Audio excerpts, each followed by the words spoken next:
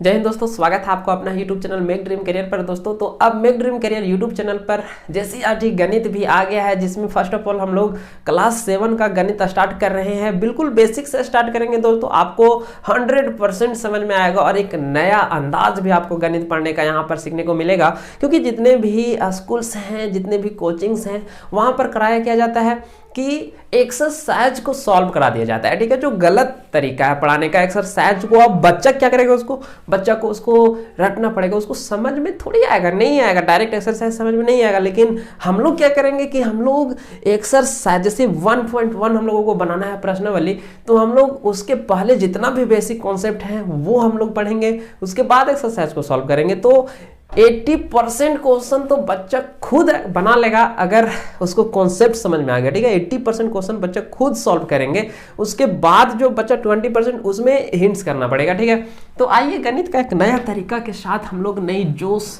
और नई ऊर्जा के साथ स्टार्ट करते हैं क्लास 7 का मैथ, जिसमें फर्स्ट ऑफ ऑल हम लोग सिलेबस देखेंगे कि क्लास 7 में हम लोगों को पढ़ना क्या क्या है। ठीक है, तो क्लास 7 का जो खंड ए है उसमें हम लोगों को पढ़ना है अंक गणित। क्या पढ़ना है?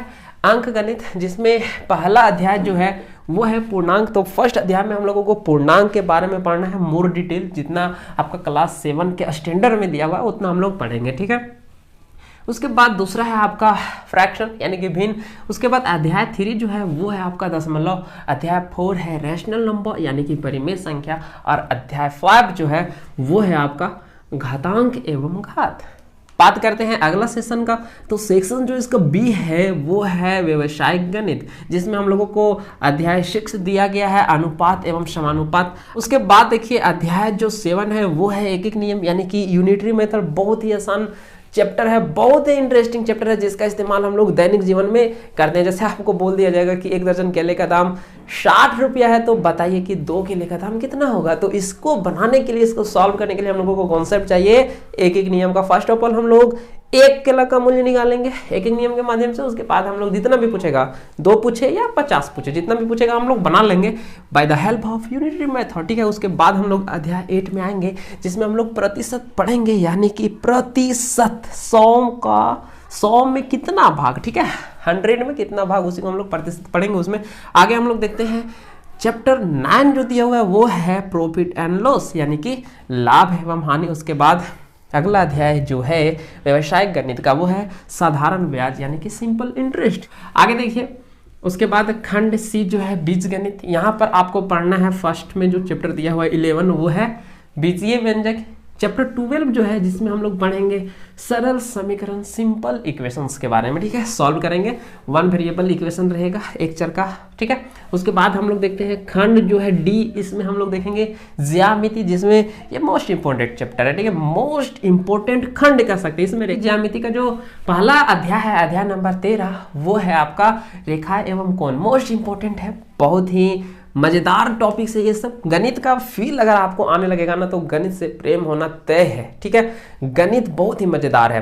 गणित के पीछे डर होने का मेन रीजन जो है वो गणित का पढ़ाने का तरीका और सीखने का तरीका में है। ठीक है, गणित को आप रट नहीं सकते हैं, आप हिंदी रट सकते हैं, साइंस को भी नहीं रट सकते आप, लेकिन साइंस को भी रट रहे हैं लोग। ठीक है, तो कुछ हद तक साइंस को भी रटेंगे तो ठीक है, कुछ हद तक नहीं रटा जा सकता उसको भी, लेकिन गणित को तो 0% आप इसको रट नहीं सकते हैं। आप इसका कॉन्सेप्ट जब तक क्लियर नहीं रखेंगे तब तक आपको रटने से कोई फायदा होने वाला नहीं है।